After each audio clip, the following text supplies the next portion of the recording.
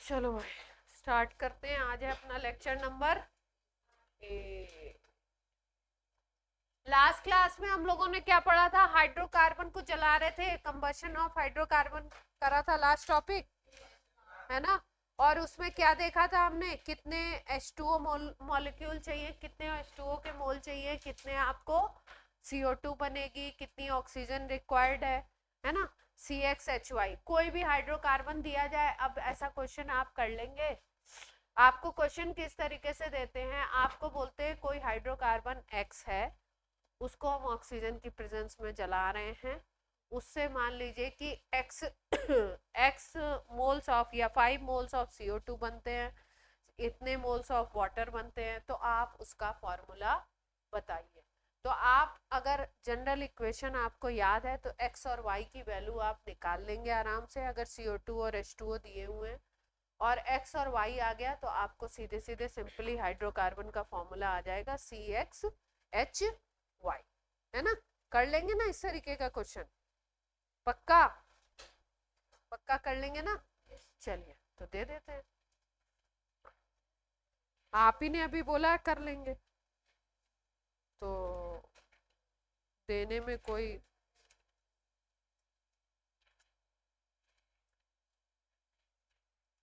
वो तो है नहीं, हमको कोई संकोच नहीं है, फटाफट दे देते हैं। ओए होए,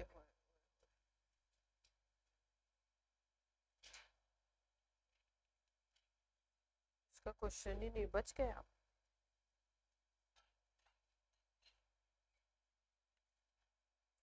वॉल्यूम से रिलेट कर, चलो इसमें नहीं है, ढूंढेंगे तो मिल जाएगा, इसमें नहीं।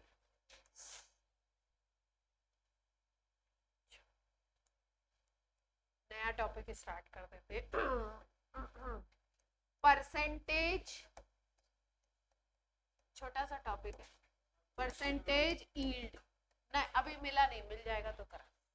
परसेंटेज ईल्ड, हाँ नेक्स्ट टॉपिक है, एकदम छोटा सा। परसेंटेज ईल्ड की में लिखिए, it is calculated for product. Percentage yield निकाला जाएगा प्रोडक्ट के लिए। It is calculated for product. Product के लिए कैलकुलेट करेंगे, सिंपल फॉर्मूला याद करना है और क्वेश्चन अपना बन जाएगा। परसेंटेज ईल्ड का फॉर्मूला लिखिए, percentage yield is equal to actual yield divided by theoretical yield.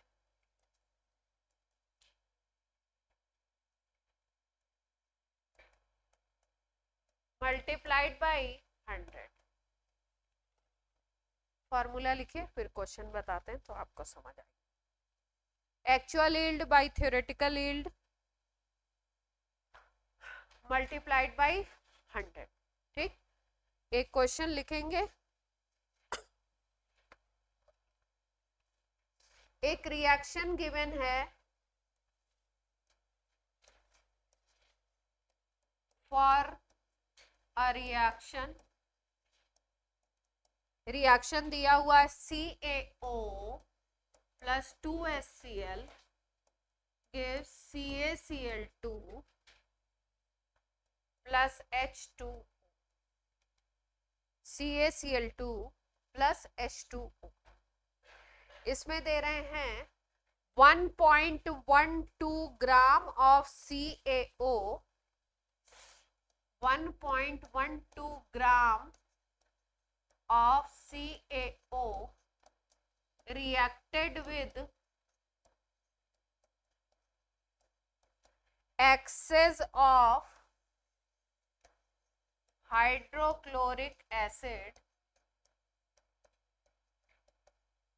Hydrochloric acid के एक्सेस से रिएक्ट किया जाता है इसको, यानी कि हाइड्रोक्लोरिक एसिड ज्यादा अमाउंट में लिया गया है, and 1.85 gram CaCl2 is formed. 1.85 gram CaCl2 is formed. What is percentage yield of reaction?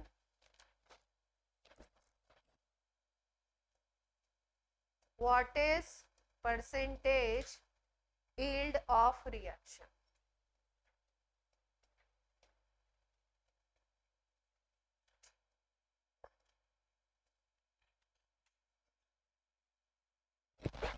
अब देखो यहाँ पे क्या बोल रहे हैं, HCl तो एक्सेस में लिया है, CaO इन्होंने लिया है 1.12 ग्राम, तो आपका CaCl2 जो बना है वो 1.85 ग्राम बना है।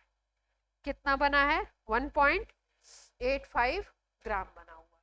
ठीक, तो देखो ये जो 1.85 ग्राम है ये है आपका एक्चुअल यील्ड। एक्चुअल प्रोडक्ट इतना बना है, CaCl2 एक्चुअल में कितना बना है? 1.85 ग्राम। अब ध्यान से पहले लिखेंगे नहीं, पहले देखेंगे। CaO का रिएक्शन किया हमने पानी से, HCl से, और क्या बना दिया हमने? CaCl2 प्लस H2O बना दिया। ठीक, अब जिनके बारे में बात की जा रही है उनको ध्यान में रखेंगे। ये एक्सेस में ले लिया था तो इसको ध्यान में रखने की जरूरत नहीं है। पानी के बारे में कोई बात नहीं हो रही है तो इसको ध्यान में रखने की जरूरत नहीं है। इन दोनों को भूल जाएंगे, रिएक्शन में बस इसको और इसको याद रखें। ठीक, अब क्वेश्चन में अगर हम लोग देखें तो अगर ये 1 मोल है तो CaCl2 कितना बनना चाहिए? 1 मोल ही बनेगा, बैलेंस रिएक्शन है। ठीक, इसको, इसके और इसके बारे में बात नहीं करें, जो चीज एक्सेस में होती है उसके बारे में बात नहीं होती। H2O के बारे में कभी बात ही नहीं करते ज्यादातर किसी। तो CaO अगर 1 मोल है तो CaCl2 कितना बन गया? 1 मोल बना। अब 1 मोल का अगर हम मास देखें तो 1 मोल का मास कितना होता है? किसी भी कंपाउंड के 1 मोल का मास होता है उसका मोलर मास। तो CaO का कैलकुलेट करते हैं। कैल्शियम का 40 होता है, ऑक्सीजन का 16 लेते हैं, तो 56 ग्राम हो जाएगा मोलर मास अगर बोले तो। यहाँ पे CaCl2 के 1 मोल बन रहे हैं तो CaCl2 के 1 मोल का मास निकाल लें अगर, तो कितना आ जाएगा? मोलर मास के इक्वल CaCl2 का मोलर मास आ जाएगा ये 40। एक क्लोरीन का 35.5 होता है तो 2 क्लोरीन का कितना हो जाएगा? 71 हो जाएगा। निकालेंगे तो कितना? 71 प्लस 30 करेंगे तो 111। कोई दिक्कत यहाँ तक? इसका मतलब अगर आप 56 ग्राम ये लेते हो CaO तो ये कितना बनना चाहिए था रिएक्शन के हिसाब से? 111 बनता। ठीक, अब हमने क्वेश्चन में लिया कितना है इसको? क्वेश्चन में हमने कितना लिया है? हमने लिया 1.12 ग्राम ऑफ CaO। तो इतने ग्राम के हिसाब से निकाल लें कि कितना बनना चाहिए था।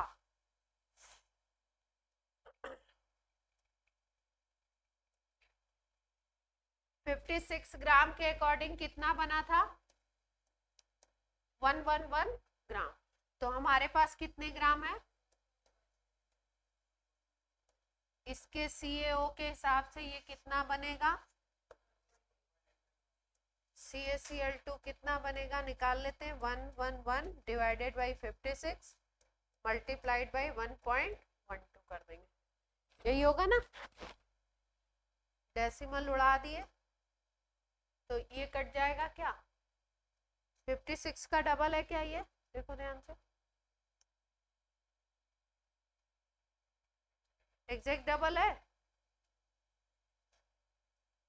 बोल नहीं रहे कोई। 50 50 100 हो गया, 6 6, हाँ एग्जैक्ट डबल है। ठीक है, तो यहाँ पे क्या आ जाएगा 50 आ गया, तो ये वैल्यू कितनी आ गई 111 डिवाइडेड बाई 50, है ना। अब इसको सॉल्व कर सकते हैं, सॉल्व करो, इसकी वैल्यू निकालो जरा कितनी होगी, अप्रॉक्स 2 पॉइंट, पक्का सही निकालना, 2.22 ग्राम आ गया। एग्जैक्ट अगर निकालेंगे निकाल लेना, मैंने अप्रॉक्स लिख दिया, 2.22 ग्राम आ गया। इसका मतलब अगर 1.12 ग्राम कैल्शियम ऑक्साइड CaO लेते तो अकॉर्डिंग टू रिएक्शन CaCl2 कितना बनना चाहिए था 2.22 ग्राम। जो रिएक्शन के अकॉर्डिंग कैलकुलेट करते हैं प्रोडक्ट, वो होता है थ्योरेटिकल वैल्यू। वो क्या होती है थ्योरेटिकल, मतलब रिएक्शन के हिसाब से इतना होना चाहिए था। ये क्या था, ये है शुड बी, इतना होना चाहिए था, ये है थ्योरेटिकल। ठीक, अब क्वेश्चन में आपको एक्सपेरिमेंटल दिया है कि एक्चुअली में हुआ कितना। ये तो थ्योरेटिकल है, रिएक्शन के हिसाब से जो आएगा कैलकुलेट करेंगे, दैट इज थ्योरेटिकल। ये एक्चुअल में कितना दिया है 1.85 ग्राम।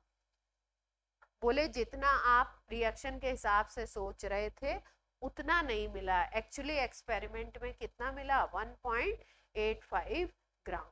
तो अब दोनों डेटा हमारे पास आ गए, ये थ्योरेटिकल है और वो क्या है एक्चुअल।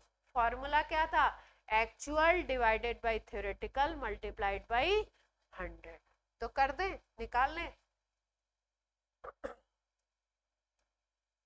परसेंटेज यील्ड निकल आएगी।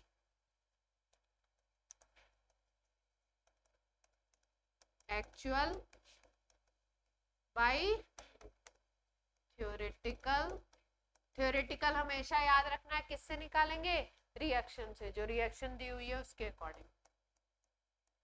एक्चुअल आया 1.85 और थ्योरेटिकल कितना निकाला था हमने,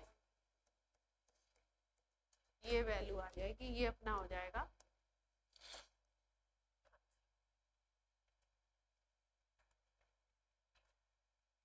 100 से कम ही आएगा, 185 डिवाइडेड बाई 222 करेंगे। हाँ हाँ बिल्कुल दिखा सकते हैं, क्यों नहीं। बात सबको क्लियर हुई,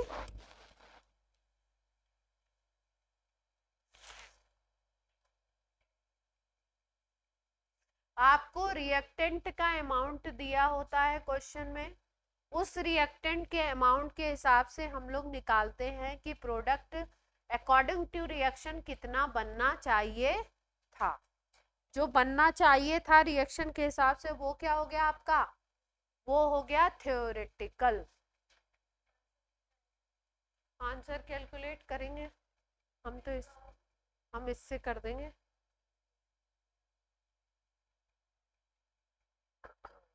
क्या था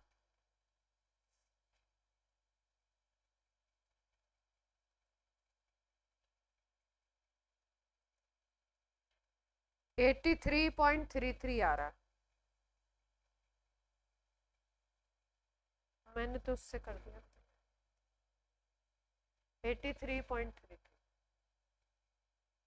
परसेंटेज यील्ड हमेशा क्या आएगी 100 से कम आएगी, क्योंकि प्रोडक्ट हमेशा जितना रिएक्शन के हिसाब से एस्टिमेट किया जाता है उससे हमेशा क्या होता है कम ही मिलता है। एक्सपेरिमेंट हमने एस्टिमेट किया रिएक्शन के हिसाब से 2.22 और मिला कितना, एक्चुअली कितना मिला 1.85।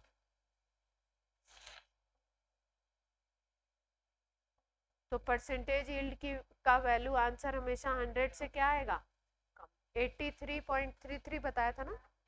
हाँ क्या कह रहे हैं, क्या कह रहे हैं 70, ये डेटा लगाएंगे तो 83.33 आएगा। तो कैलकुलेशन मिस्टेक होगी, क्योंकि मैंने तो कैलकुलेटर से करा तो गलत।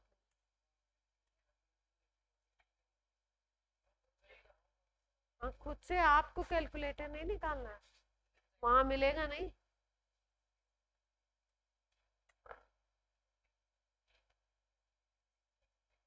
अब निकाल लेंगे परसेंटेज यील्ड 83.3। कैलकुलेशन तो आप करिए सही सही, उसी में कष्ट है। कष्ट ना, कष्ट तो करना ही पड़ेगा।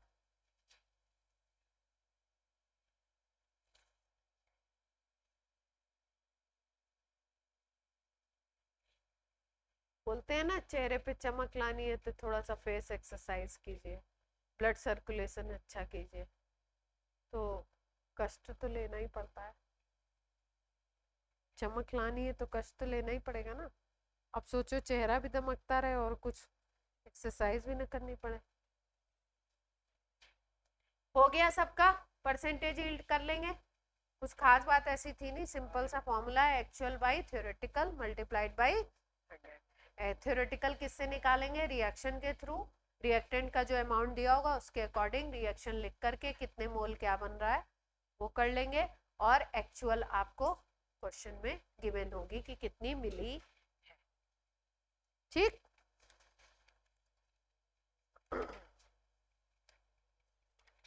अब इसी से मिलती जुलती एक चीज है, तो सोच रहे साथ में ही करा दें, पर कंफ्यूज नहीं होना, साथ में करा दें तो कंफ्यूज मत हो जाना।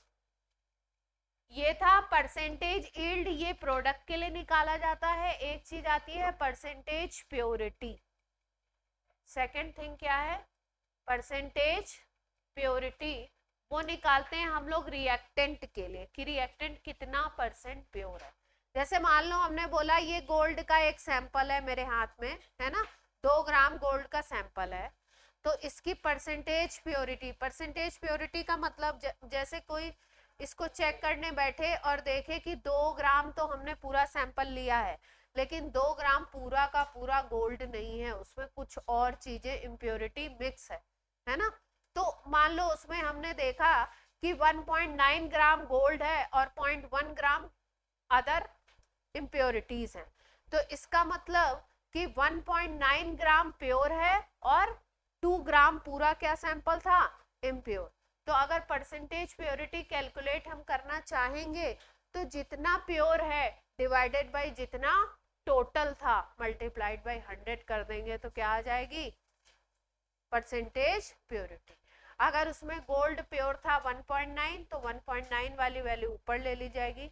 अगर पूरा सैंपल था 2 तो 2 डिवाइडेड बाय 2 कर देंगे, मल्टीप्लाइड बाय 100 करेंगे, तो उस सब्सटेंस का क्या आ जाएगा? Percentage purity. ठीक है, तो करते हैं। परसेंटेज, अभी हमने परसेंटेज यील्ड करा था वो प्रोडक्ट के लिए है, ये रिएक्टेंट के लिए होता है। Percentage purity, it is calculated for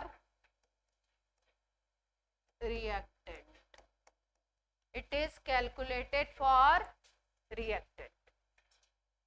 formula लिख लो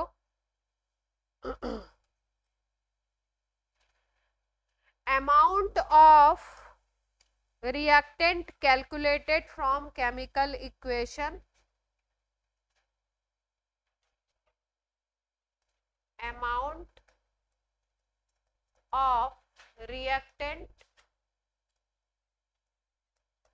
calculated from chemical equation, chemical equation से वैल्यू निकालेंगे,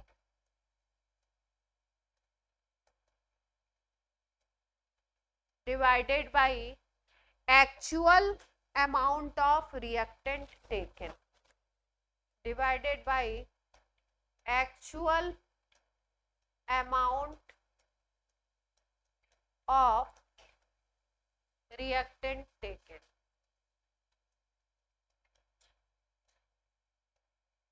मल्टीप्लाइड बाय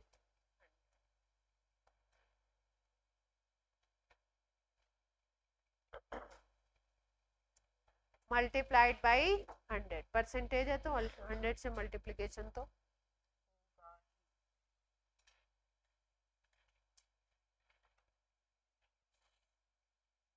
फॉर्मूला लिख लिया सबने?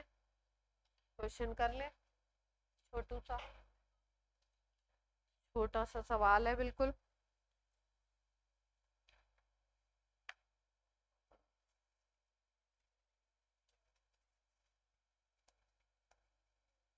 Calculate amount of CaO in kg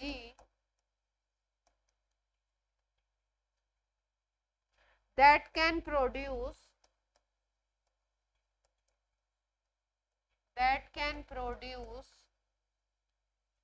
by heating of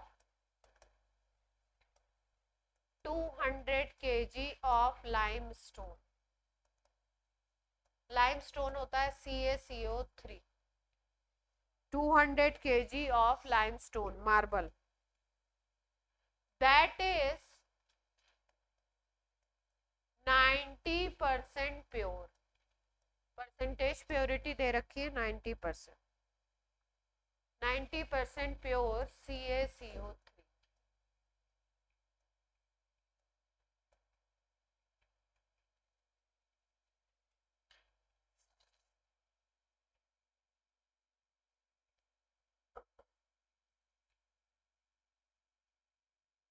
अब बात समझ में आ रही है? क्वेश्चन क्या कह रहा है? क्वेश्चन में दे रखा है कैल्शियम कार्बोनेट को गर्म करते हैं, हीटिंग करते हैं, तो उसकी हीटिंग से कैल्शियम ऑक्साइड बनता है। तो सबसे पहले रिएक्शन हमें नहीं दे रखा है, रिएक्शन हमें लिखना पड़ेगा। CaCO3 को हीट कर दिया तो बन गया CaO प्लस CO2। रिएक्शन लिख लिया हमने। उसके बाद क्वेश्चन में परसेंटेज प्योरिटी रिएक्टेंट की होती है CaCO3 की दे रखी है कितनी? 90%।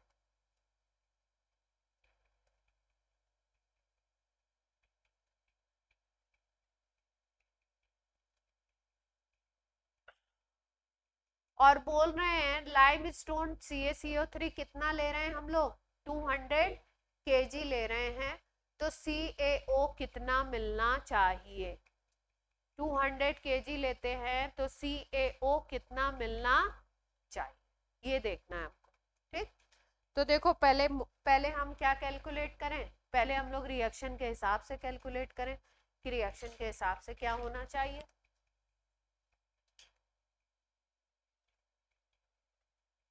अब देखो, अगर ये 1 मोल है तो CaO कितना मिल रहा है? 1 मोल ही मिल रहा है ना।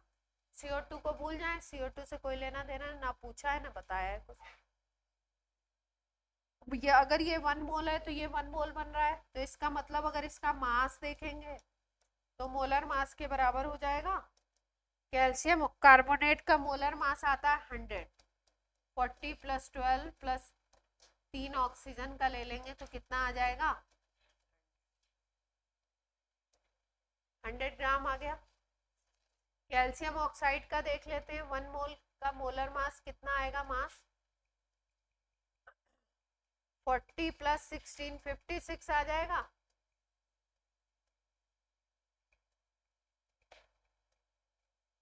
इसका मतलब ये समझ आता है हमको कि अगर 100 ग्राम CaCO3 होता तो ये कितना मिलता? 56 ग्राम मिलता। ये किसके हिसाब से है? ये तो किसके हिसाब से है? ये रिएक्शन के हिसाब से है, अकॉर्डिंग टू रिएक्शन, है ना। अब यहाँ पे देख लो, अकॉर्डिंग टू रिएक्शन कितने केजी दे रखा है? लाइमस्टोन 200 केजी दे रखा है। अगर इसको भी केजी में हम कर दें, 100 ग्राम है, अगर इसको केजी में लोगे तो उधर वाली चीज भी केजी में हो जाएगी। तो अगर ये 100 केजी लोगे तो ये 56 केजी मिलेगा। इस बात से सब लोग एग्री कर रहे हैं? ग्राम सेम है तो केजी भी सेम आएगा अगर आप मल्टीप्लाई करोगे, है ना।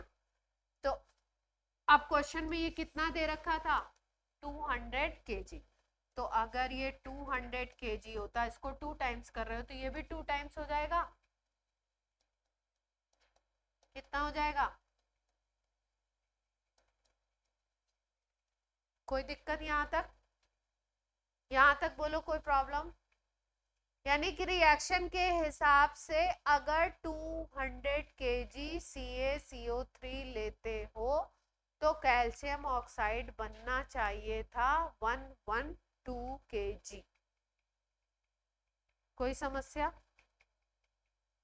अब फॉर्मूला से अगर हम देखें तो फॉर्मूला क्या था?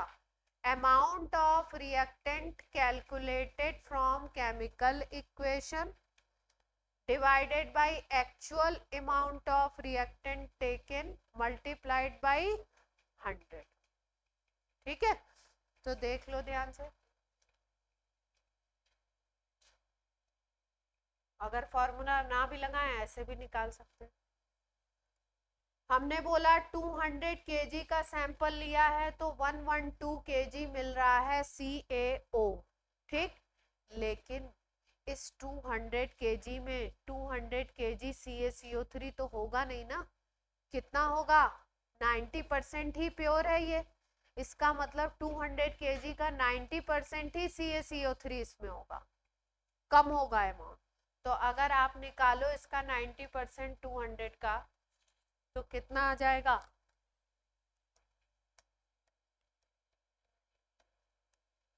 90% अगर निकालोगे तो कितना आ जाएगा?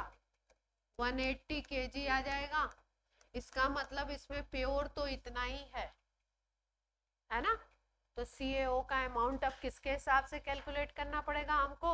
इसके हिसाब से, यही पूछा है इन्होंने। तो 200 kg के हिसाब से CaO कितना मिल रहा था आपको? 112 मिल रहा था ना, इतना ही था। तो अब 180 के हिसाब से कितना मिलेगा? यही पूछा गया आपको।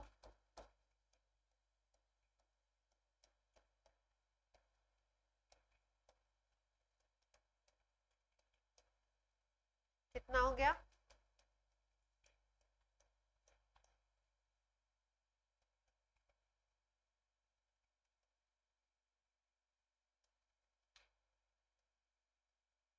हंड्रेड पॉइंट एट सही कैलकुलेट किया? कैलकुलेशन चेक कर लो।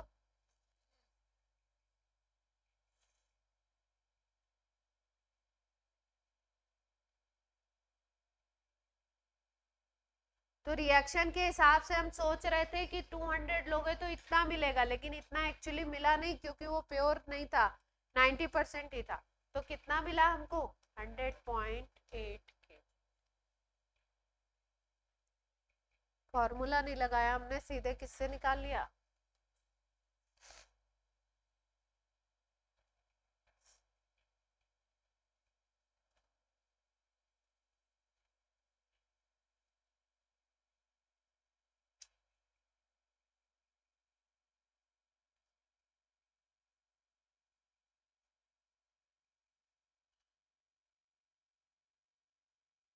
ये वाली स्लाइड नोट कर रहा है क्या कोई? सब कर चुके हैं? तो किसने बोला था बैक साइड करने?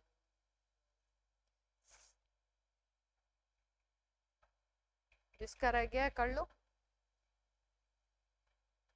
दो छोटे छोटे टॉपिक हो गए।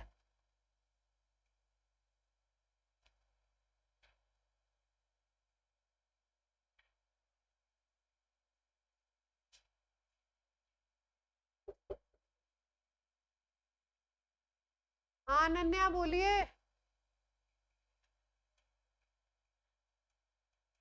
कोई दिक्कत है? टेंशन में लग रही? कोई कुछ बोलना चाहता है?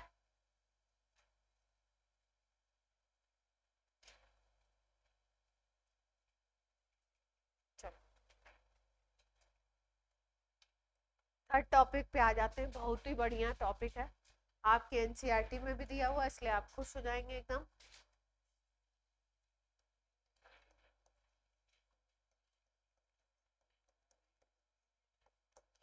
Empirical formula and molecular formula.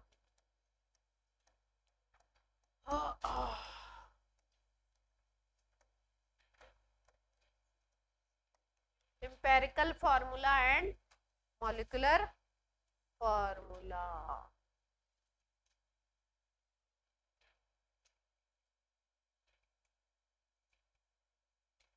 अब पहले लिखेंगे नहीं, पहले समझेंगे, है ना। लिखना नहीं है, जल्दीबाजी नहीं है किसी चीज की। देखो ध्यान से, जैसे मैंने आपको बोला कि ग्लूकोज का मॉलिक्यूलर फॉर्मूला है C6H12O6। मैं लिख रही हूँ, आपने नहीं लिखना है। C6H12O6 हमने बोला ये एक ऑर्गेनिक कंपाउंड है, नाम क्या है इसका, ग्लूकोज। ठीक है, C6H12O6। तो ये क्या है, ये है मॉलिक्यूलर फॉर्मूला। ये बताता है कि एक मॉलिक्यूल अगर ग्लूकोज का लोगे तो उसमें कार्बन के कितने एटम हैं, हाइड्रोजन के कितने एटम हैं और ऑक्सीजन के कितने एटम हैं, एग्जैक्ट नंबर को बता रहा। अगर हम इसका एम्पेरिकल फॉर्मूला लिखते हैं तो एम्पेरिकल फॉर्मूला एग्जैक्ट नंबर को ना बता करके कार्बन, हाइड्रोजन और ऑक्सीजन के जो एटम्स हैं एक मॉलिक्यूल के अंदर, उनके रेशियो को भी बता देता है। मतलब इसका एम्पेरिकल फॉर्मूला आता है CH2O। हाँ, सिंप्लीफिकेशन कह सकते हैं। ये केवल इनके नंबर जो है, एटम्स के जो नंबर हैं उनके क्या बताएगा, उनके रेशियो को बताएगा, एग्जैक्ट नंबर को नहीं बताएगा, है ना। ये बता देगा कि CH2O इसका क्या है, एम्पेरिकल फॉर्मूला है, इसका मतलब इसमें 1 का मल्टीप्लाई होगा पूरे में, या 2 का होगा, या 3 का होगा, या 4 का होगा, तो क्या बनेगा, मॉलिक्यूलर फॉर्मूला बनेगा। और मॉलिक्यूलर फॉर्मूला से हमें ये पता लगता है कि एक मॉलिक्यूल में कौन कौन से एलिमेंट हैं, कितने उसमें नंबर ऑफ एटम्स है। जैसे C6H12O6 हमने लिखा ग्लूकोज के बारे में, तो हमने बोला एक मॉलिक्यूल में कार्बन प्रेजेंट है, हाइड्रोजन प्रेजेंट है और क्या प्रेजेंट है, ऑक्सीजन प्रेजेंट है, 3 एलिमेंट प्रेजेंट हैं। और दूसरी बात हमें क्या पता चली, एक मॉलिक्यूल के अंदर 6 कार्बन एटम है, 12 हाइड्रोजन एटम है, 6 ऑक्सीजन एटम। तो molecular formula says about exact number of different element present in one molecule. और एम्पेरिकल फॉर्मूला क्या बताएगा, एम्पेरिकल फॉर्मूला क्या बताएगा, उनके रेशियो के बारे में बताए। ठीक है, तो इतनी बात दिमाग में क्लियर है कि एम्पेरिकल फॉर्मूला एलिमेंट की इंफॉर्मेशन देगा। CH2O बताया गया, इसका मतलब उसमें कार्बन है, हाइड्रोजन है, ऑक्सीजन है। उन कार्बन, हाइड्रोजन, ऑक्सीजन के जो एटम्स का नंबर है उनका रेशियो क्या है, 1:2। अगर यहाँ पे देखें तो ये कुछ नहीं लिखा है तो 1 है, हाइड्रोजन में 2 लिखा हुआ है, ऑक्सीजन में कुछ नहीं लिखा है तो 1 है, यानी रेशियो क्या है, 1:2:1। अगर कार्बन, हाइड्रोजन और ऑक्सीजन के एटम्स का नंबर देखें तो 1:2:1 है। तो ये एम्पेरिकल फॉर्मूला ने बताया। मॉलिक्यूलर फॉर्मूला तो एग्जैक्ट नंबर ही बता देता है, रेशियो वहां पे भी वही रहेगा, सेम टू सेम। 6, 12 और 6 को करोगे तो 1:2:1 ही आएगा, है ना। तो exact number is denoted by molecular formula. और आपका ये कौन बताता है, रेशियो कौन बताता है, वो आपका बताएगा एम्पेरिकल फॉर्म। तो ये तो एक जनरल बात थी। अब हम लोगों को कुछ डेटा गिवन होते हैं, उसके हिसाब से हम लोग निकालते हैं, कैलकुलेट करते हैं किसी सब्सटेंस का, किसी कंपाउंड का एम्पेरिकल फॉर्मूला और मॉलिक्यूलर फॉर्मूला। ये एनसीईआरटी में सिलेबस में आपके। तो पहले ये डेफिनेशन थोड़ा सा लिख लेते हैं 2 लाइन, फिर उसके बाद इसको कैलकुलेट कैसे करेंगे वो सीखें।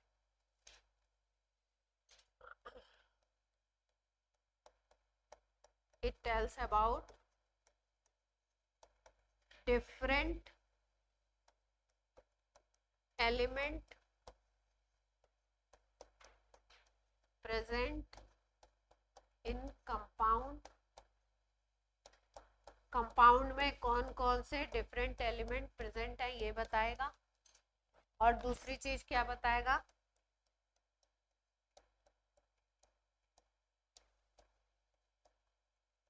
Number of atoms number of atoms नहीं, रेशियो ना,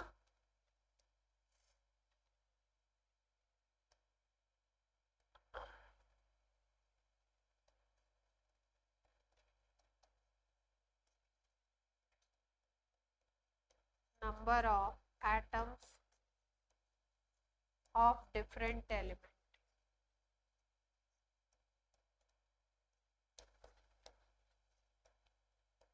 present in one molecule.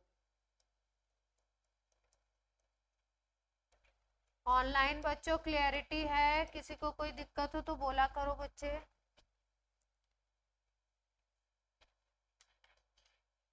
Molecular formula क्या बता देगा? डिफरेंट एलिमेंट के बारे में तो इंफॉर्मेशन देगा ही, ये वाला पॉइंट तो सेम है।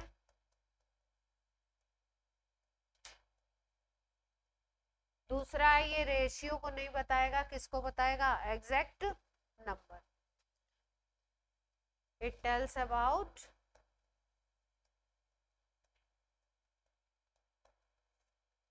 Exact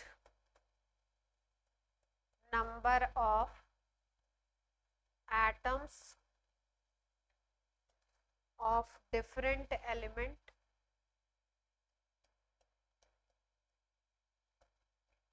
present in one molecule.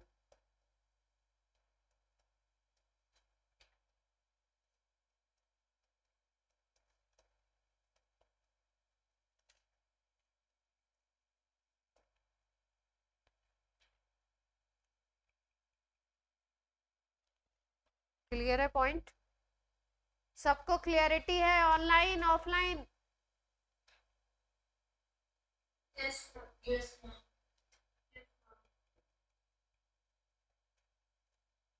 Example भी लिख लो फिर क्वेश्चन कर। ग्लूकोज, हाँ जी। प्रीवियस स्लाइड एक्सेप्टेड पाकिस्तान आई।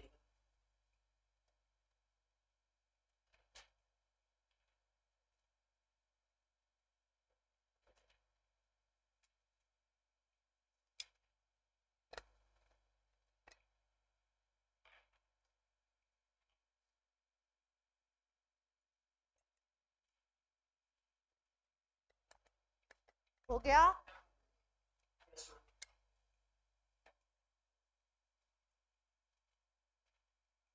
ग्लूकोज का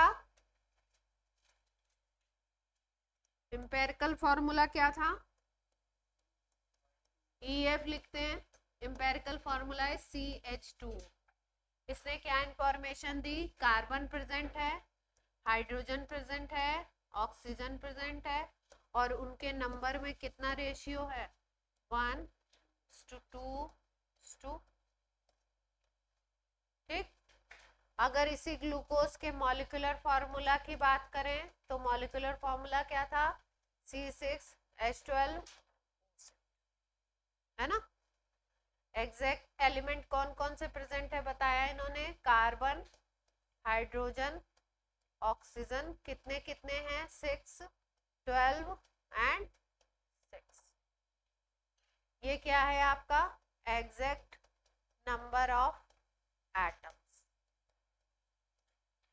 इन वन मॉलिक्यूल।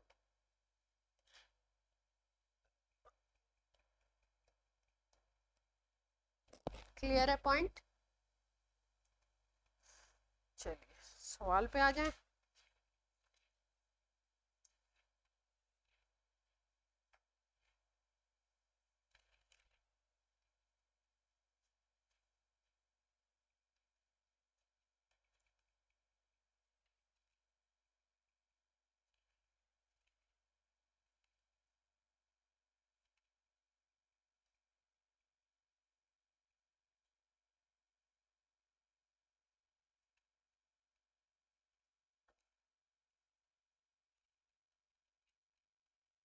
दिया ही नहीं है, क्यों बनाएंगे? ये बुक क्यों बनाई गई है जब सवाल ही नहीं है?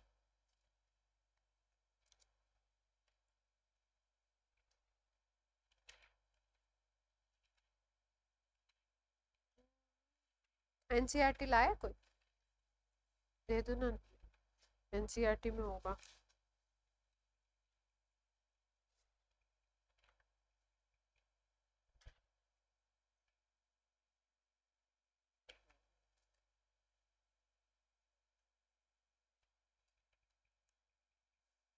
पहले तरीका सिखा दें फिर क्वेश्चन करें। एम्पेरिकल फॉर्मूला अगर कैलकुलेट करना है तो क्या क्या प्रोसेस है, क्या डेटा आपको गिवन होंगे। सबसे पहले हेडिंग डाल लीजिए कैलकुलेट एम्पेरिकल फॉर्मूला। आपको बताया जाएगा कौन कौन से डिफरेंट एलिमेंट कंपाउंड में हैं और उनका परसेंटेज क्या है। दो इंफॉर्मेशन आपके पास होगी।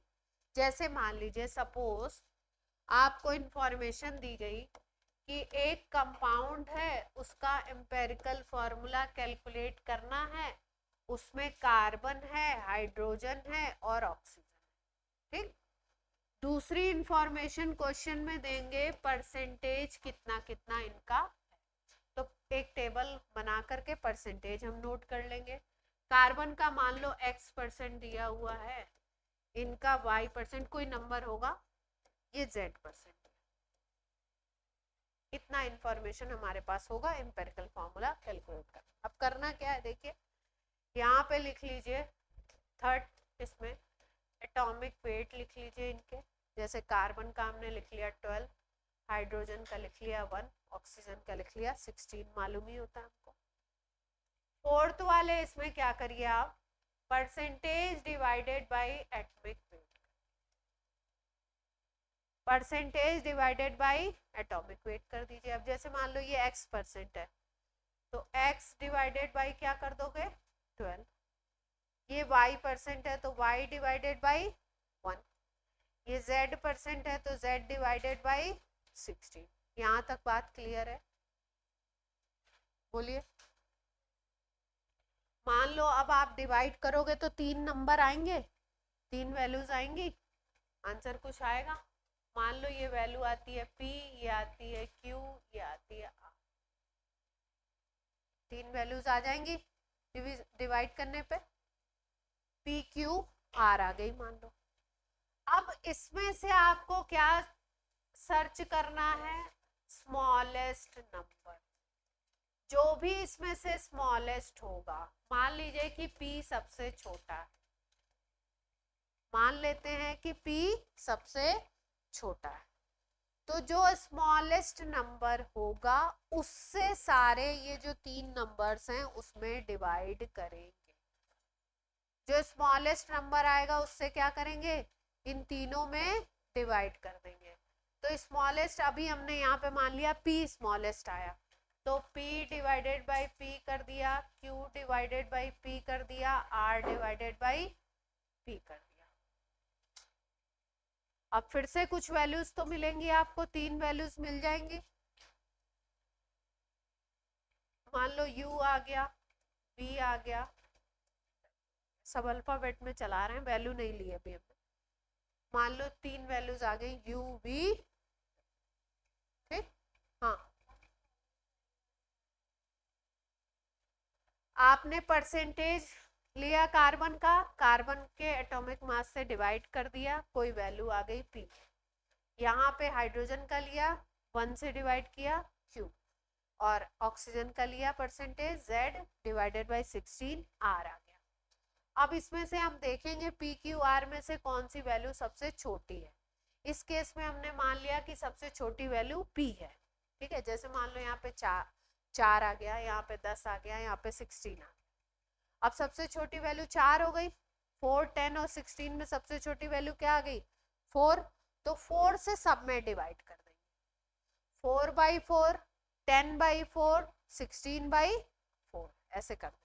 यहाँ पे हमने P by P, Q by P, R by P कर दिया। अब 3 वैल्यूज हमें मिलेंगी, मान लो U V W मिल गई, तो अब हम लिख देंगे एम्पेरिकल फॉर्मूला। कैसे लिखा जाता है, जो एलिमेंट है उनको ऐसे लिख लीजिए और नीचे ये जो नंबर तीनों आए हैं उनको।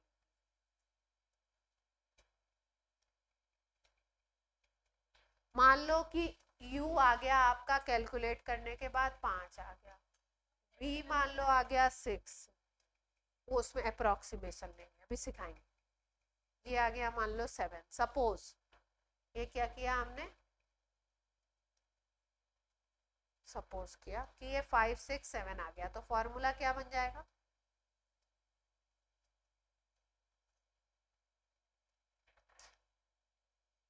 ये कोई कंपाउंड नहीं है, एग्जिस्ट नहीं करता है, हमने ऐसे ही बता दिया तरीका सिखाने के लिए। अभी क्वेश्चन करेंगे एग्जैक्ट,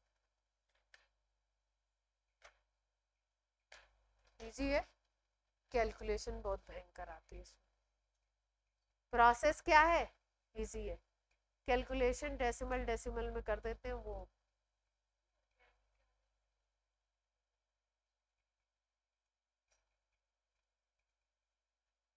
सबसे इजी फिजिकल है,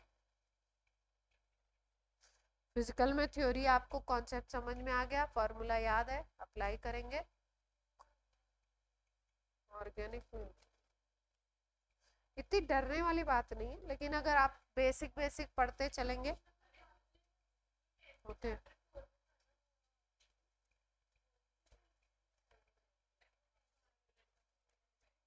तो एग्जाम्पल करें एक, ये नोट हो गया सबका, ऑनलाइन ऑफलाइन,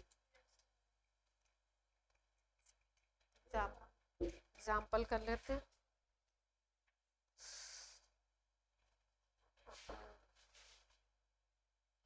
मैं करके बता रही हूँ है ना, एक क्वेश्चन मैं करके बताऊंगी, फिर आप अपने पास दे रखा है एम्पेरिकल फॉर्मूला निकालना है और परसेंटेज दे रखे हैं पोटेशियम का 26.6% और क्रोमियम का दे रखा है परसेंटेज 35.4 और ऑक्सीजन का दे रखा है 38.1। सबके परसेंटेज दे रखे हैं, ठीक है। हाँ, ज्यादातर क्वेश्चन में तो दे देते हैं, पर कभी ऐसा भी हो सकता है नहीं दे, जैसे पोटेशियम का 39, क्रोमियम का दे रखा है 52, ऑक्सीजन का पता होता है आपको 60, है ना। तो पहला मैं करके बताती हूँ, आप ध्यान से देखो, टेबल बनाए अपनी। हाँ बोलो बोलो, एटॉमिक एलिमेंट लिख लें पहले, कितने एलिमेंट हैं, ऑनलाइन भी साथ साथ में बोलेंगे, पोटेशियम क्रोमियम ऑक्सीजन, 3 एलिमेंट हैं, तीनों का परसेंटेज दे रखा है, तो लिख लें कितना दे रखा है, 26.6, 35.4 और 38.1। आयुष क्या कर रहे हो, एटॉमिक वेट कितने दे रखे हैं, पोटेशियम का 39, क्रोमियम का 52, ऑक्सीजन का 16, ठीक है। अब डिवाइड करें, पहले कॉलम में क्या करते हैं, डिवाइड कर देते हैं percentage divided by atomic weight. किसी को कोई स्टेप ना समझ में आए तो आराम से पूछ लेंगे। 26.6 divided by 39, 35.4 divided by 52, 38.1 divided by 16, ठीक है। अब मेरे पास डेटा है तो मैं फटाफट लिख देती हूँ।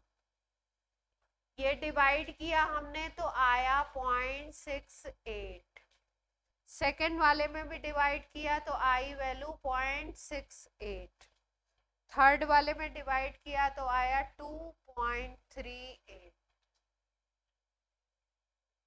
सबसे छोटी वैल्यू कौन सी है, अब इसमें से छोटी वैल्यू को, हाँ 0 क्यों बोला था, अच्छा अभी रुक गए थे। तो छोटी वैल्यू इसमें से देखें, ये 0.68 हो गई, दोनों ये तो यहाँ पे सेम है, तो छोटी वाली से डिवाइड कर दें तीनों में, तीनों में डिवाइड कर लेते हैं।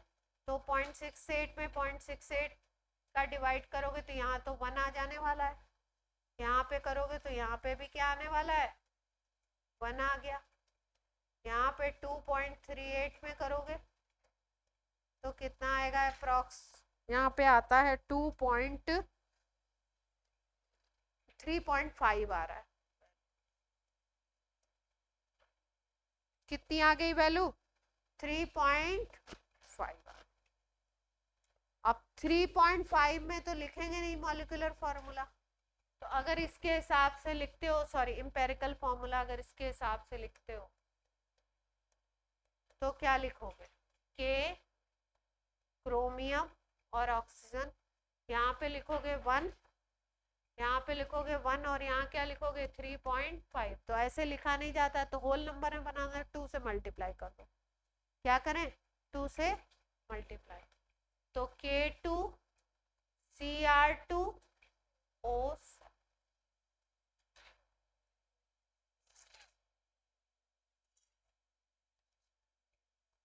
पोटेशियम डाइक्रोमेट बोलते हैं। होल नंबर रेशियो बना लिया।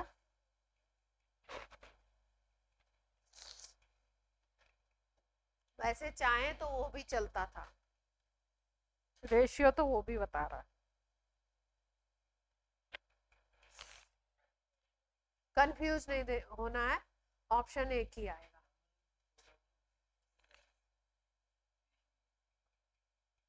जो सबसे छोटा नंबर आएगा उसी से सब में क्या करेंगे, ठीक है। क्या कर रहे हो, नया नया कंपाउंड आपको देखने को मिला, क्या नाम है इसका, पोटेशियम डाइक्रोमेट K2Cr2O7, लिख लीजिए नाम।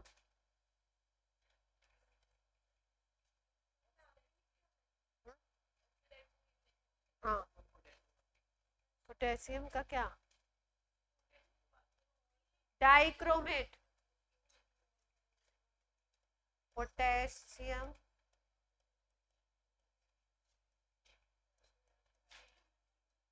डाइक्रोमेट नाम। लो, कौन दे रहा था, एनसीईआरटी। हाँ, अब यहाँ से क्वेश्चन करें एनसीईआरटी का।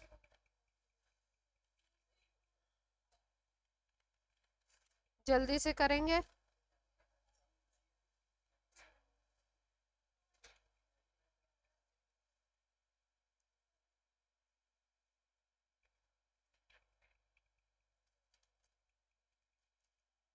Determine empirical formula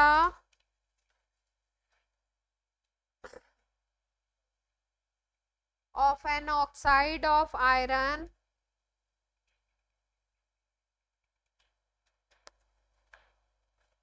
empirical formula of oxide of iron, empirical formula निकालना है किसका, ऑक्साइड ऑफ आयरन। आयरन का ऑक्साइड है मतलब उसमें आयरन होगा और ऑक्सीजन होगा, तो आयरन होगा और ऑक्सीजन होगा। परसेंटेज दे रखा आयरन का 69.9, परसेंटेज दे रखा है 69.9 और ऑक्सीजन का परसेंटेज दे रखा है 30.1। चलिए, आयरन का एटॉमिक मास लेंगे 56, ऑक्सीजन का लेंगे 16। जरा अपने पेन का इस्तेमाल करिए। एटॉमिक वेट है 56 ले लो और यहाँ 6। सब लोग करने की कोशिश करें, ट्राई करें, ऑनलाइन ऑफलाइन सब लोग अपना कैलकुलेशन चेक करें।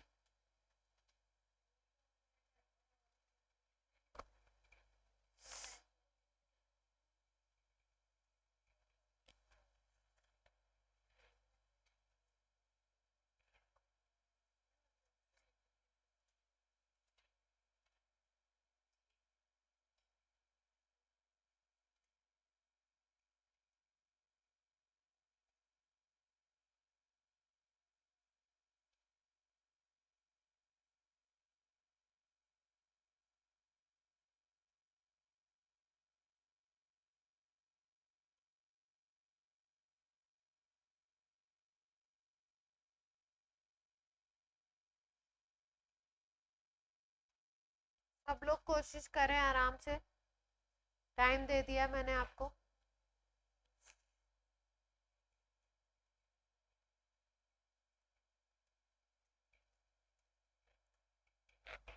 क्वेश्चन समझ में आ गया है? कोई ऐसा तो नहीं है जिसको नहीं समझ में आया? ऑनलाइन जनता जनार्दन, ऑनलाइन आवाज आ रही है? क्वेश्चन समझ आ गया? ट्राई कीजिए। कैलकुलेटर कोई नहीं यूज करेगा, कोशिश करेंगे खुद से करने की।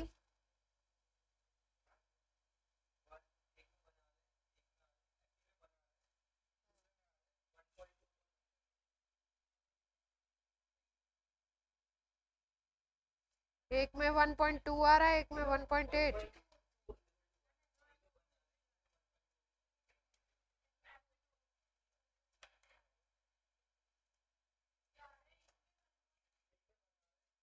निकाल लिया तुम लोगों ने?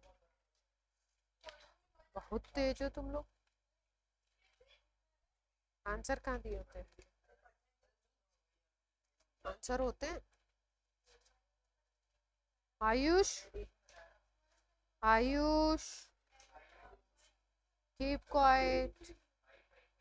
अभी बताया जाएगा, इतना इतना शोर नहीं मचाते। Fe2O3 कार्तिक ने आंसर दिया है।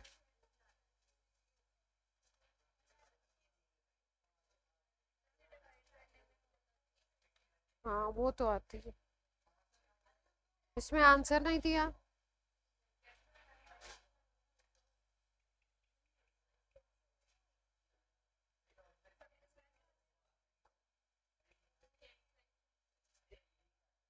यही तो होगी यूनिट 1, यूनिट 1 ही तो होगा। 1.8 दिया नहीं है ना?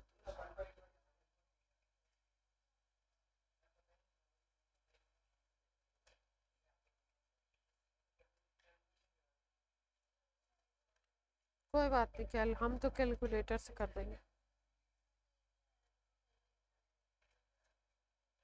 चलो करा जाए।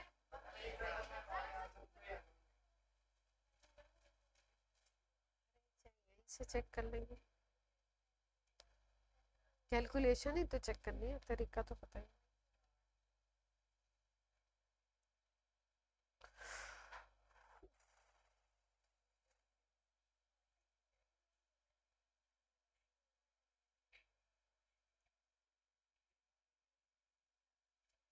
पहला 1.24 आ रहा था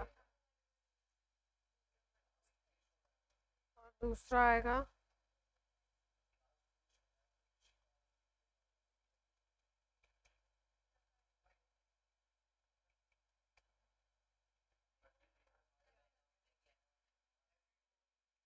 Fe2O3 आ रहा है। आंसर क्या बोलो बच्चों? दूसरे में 1.88 आ रहा था।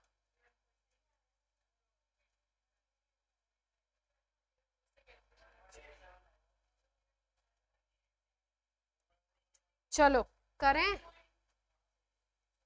Percentage divided by atomic weight कर देते हैं। हाँ कार्तिक, हाँ राजवंश, आ गया आंसर आप लोगों का।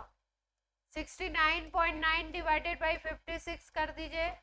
30.1 डिवाइडेड बाई 16 कर दीजिए। तो क्या आ रहा था यहाँ पे वैल्यू? पहले वाले में 1.23 आ रही थी और दूसरे वाले में 1.87। अब छोटी वैल्यू कौन सी हो गई? 1.23, तो 1.23 ये वाली स्मॉलेस्ट हो गई, डिवाइड कर दिया तो वैल्यू क्या आ जाएगी? यहाँ तो 1 आ गया, यहाँ पे क्या आ जाएगा? हाँ 1.5 आ रहा है। अब होल नंबर में तो है नहीं, है ना, तो होल नंबर में कर लें। वैसे लिखोगे तो क्या आ जाएगा? ये आएगा। तो होल नंबर में कर लेते हैं 2 से मल्टीप्लाई करके। क्लियर है? कोई दिक्कत? अब कर लेंगे एम्पिरिकल फॉर्मूला।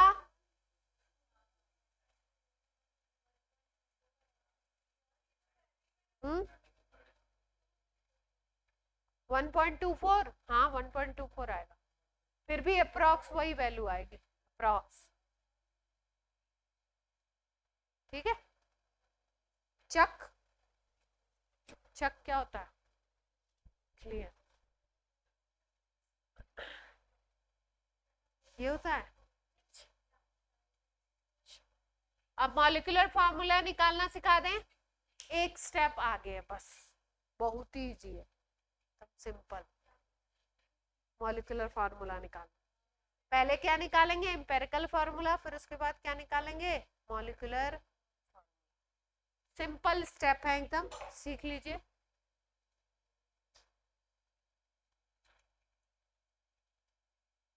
अब हम सेकेंड स्टेप में क्या कर रहे हैं? Calculate molecular formula. कैसे निकालेंगे?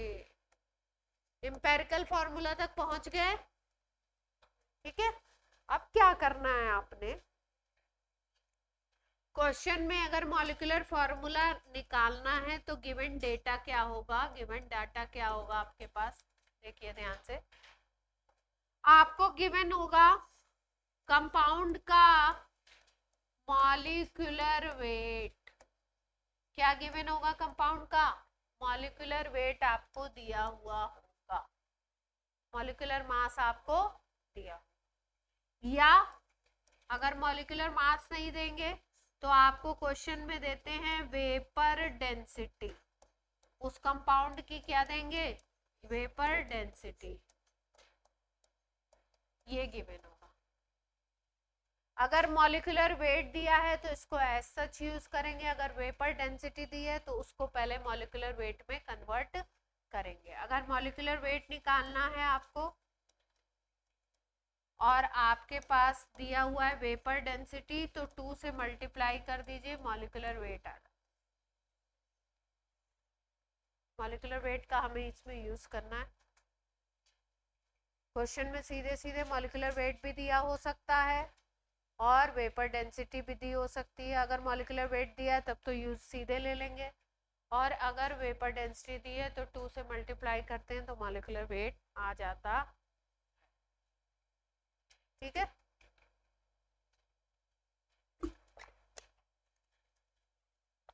अगले स्टेप पे चलें। नोट हो गया? क्या करना है अपने को? जो एम्पिरिकल फॉर्मूला निकाला था हमने कंपाउंड का, जैसे मान लो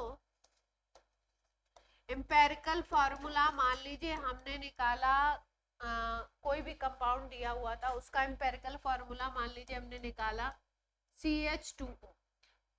ठीक है, तो अब आप क्या करोगे? इस CH2O का मास निकालोगे, मास ऑफ एम्पिरिकल फॉर्मूला, मास निकाल लो इसका। जैसे कार्बन मान लो 1 है तो कितना हो गया? 12, हाइड्रोजन 2 है, ऑक्सीजन हो गया 1 तो 16, तो कितना आ गया इसका मास? 30 आ गया, 30 यूनिट आ गए।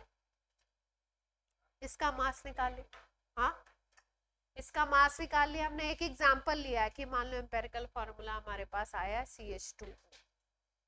ठीक है, अब मान लो क्वेश्चन में आपको मॉलिक्यूलर वेट जो दे रखा था वो दे रखा है 180। मॉलिक्यूलर वेट कितना दे रखा है क्वेश्चन में? 180। ये हम अपने मन से नहीं बता रहे हैं, ये गिवन, ये क्वेश्चन में गिवन। ठीक, पहले हमें कार्बन हाइड्रोजन ऑक्सीजन के परसेंटेज गिवन थे, उससे हमने एम्पिरिकल फॉर्मूला निकाला, मान लो एम्पिरिकल फॉर्मूला आया CH2। फिर उसके बाद आपको उस कंपाउंड का मॉलिक्यूलर वेट गिवन था कितना? 180। तो हमने क्या किया, सबसे पहले जो हमारा एम्पेरिकल फॉर्मूला है उसका पहले मास कैलकुलेट कर लिया, ठीक। फिर उसके बाद मॉलिक्यूलर वेट जो दिया हुआ है उसको लिख लेते हैं। अब क्या होगा, molecular weight is equal to होता है n multiplied by empirical formula का जो मास निकाल, यहाँ से हमें ये n निकालना है। मान लो ये 180 है, ये n हम निकालना चाहते हैं, एम्पेरिकल फॉर्मूला का ये 30 हमने निकाला है, तो हमारी n की वैल्यू क्या आ जाएगी, 180/30 दैट इज 6, ठीक। अब मॉलिक्यूलर फॉर्मूला लिखने के लिए जो एम्पेरिकल फॉर्मूला था उसके नीचे की तरफ n का मल्टीप्लाई करेंगे, नीचे के नंबर्स। एम्पेरिकल फॉर्मूला हमारा था CH2O, इस n से मल्टीप्लाई कर देंगे तो C6H12O6। ये मैंने एक एग्जांपल लिया था जो हमें पता है ना, कोई भी आपको मिल सकता है क्वेश्चन।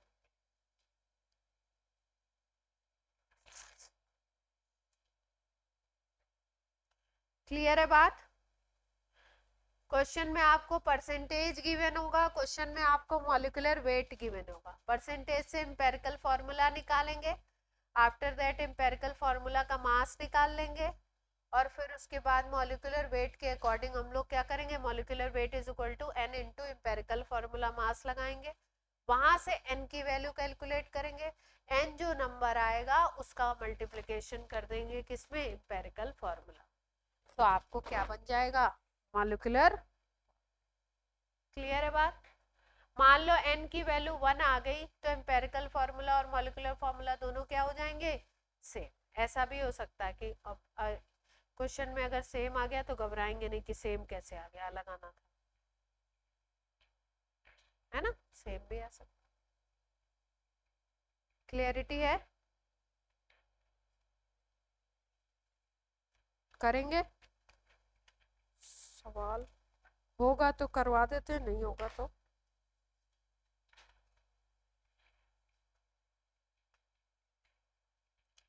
एक तो एनसीईआरटी आपकी उड़ा दी गई है, हाँ हटा दिए गए क्वेश्चन से।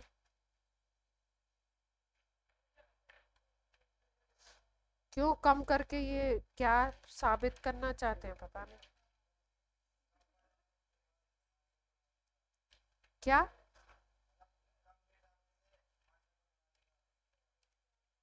क्या मतलब है, लेवल खराब होता जा रहा है, उससे क्या भी मतलब है। एक क्वेश्चन तो करवा देते हैं, नहीं तो तुम लोग कर रह जाएगा।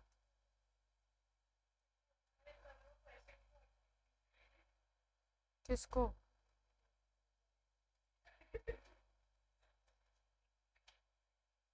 तुम लोग को बहुत, दोनों को बहुत पसंद है।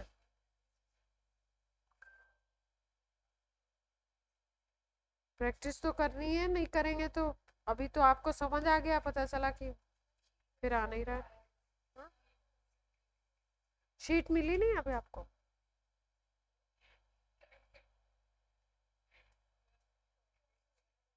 मैं भी चौंक गई। मिल जाएगी, बाद में कुछ नहीं मिलेगी, मिलेगी अभी। बाद में क्या होता है, सर कुछ नया फॉर्मेट करवा रहे होंगे नया, इसलिए टाइम लग रहा है। चलो भैया लिखो सवाल जल्दी से, धनाडन करते हैं। कार्बन और हाइड्रोजन है कंपाउंड में, इंफॉर्मेशन दी हुई है, कार्बन एंड हाइड्रोजन है। कार्बन का परसेंटेज है 86.88 और हाइड्रोजन का परसेंटेज है 13.12। मॉलिक्यूलर वेट दिया हुआ है 345। You have to calculate molecular formula and empirical formula. चलिए प्रोसेस मैंने सिखा दिया, आप करेंगे। कहाँ? 86.88।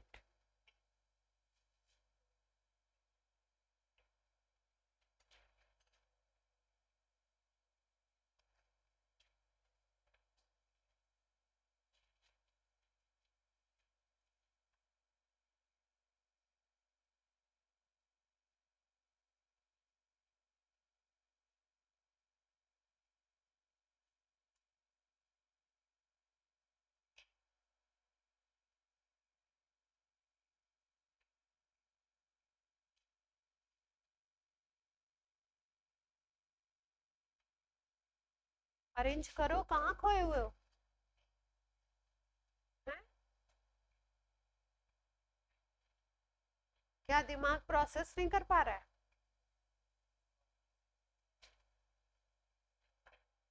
कार्बन का परसेंटेज दिया है, हाइड्रोजन दिया है, एम्पिरिकल फॉर्मूला निकालो पहले। क्या सिखाया है निकालना? तो कार्बन हाइड्रोजन का एटॉमिक वेट नहीं मालूम है? कैसे ब्लैंक हो जाते हो पीछे?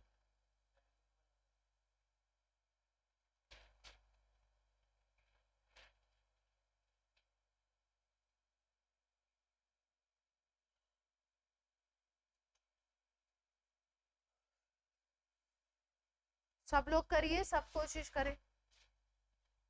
नहीं आएगा तो मैं बता दूंगी, कोई दिक्कत नहीं है, लेकिन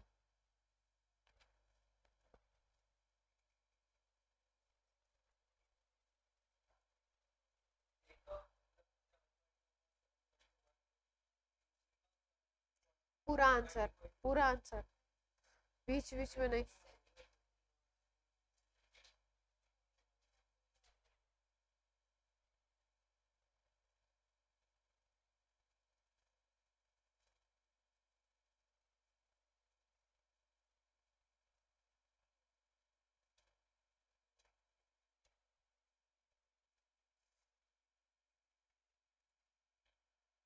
नीट का एग्जाम कल है?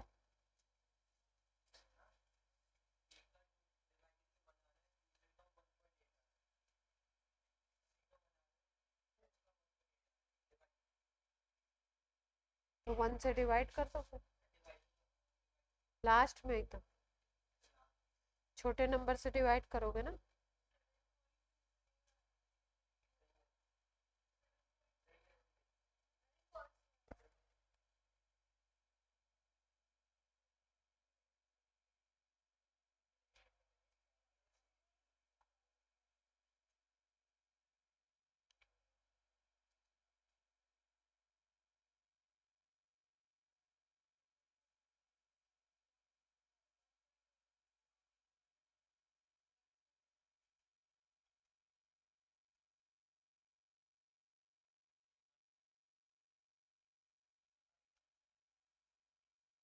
एम्पिरिकल फॉर्मूला आ रहा है, आंसर है C5H9, एम्पिरिकल फॉर्मूला।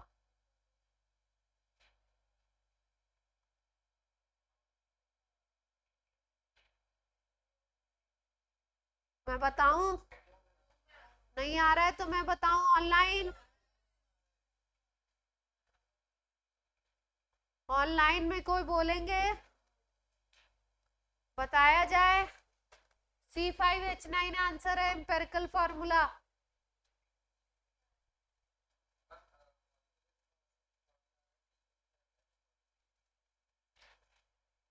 सही।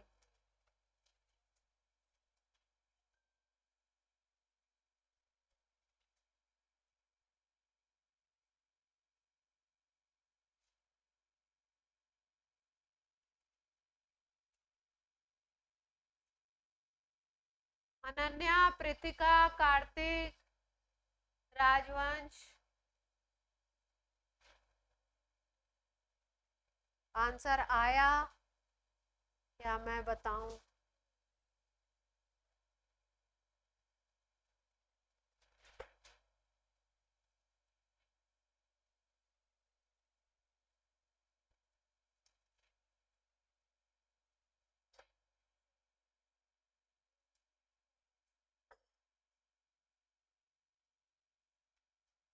आया?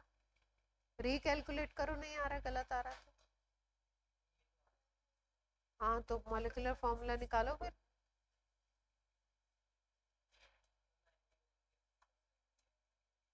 उसका पहले मास निकालो C5H9 का।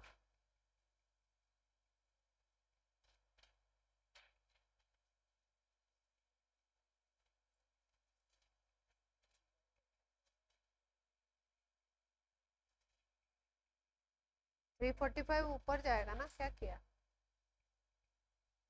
N is equal to molecular weight divided by 69.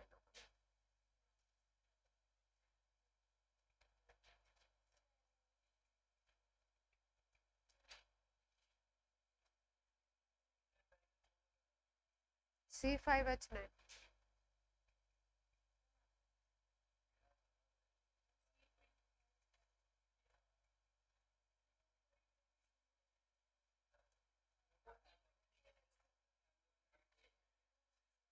345 molecular weight.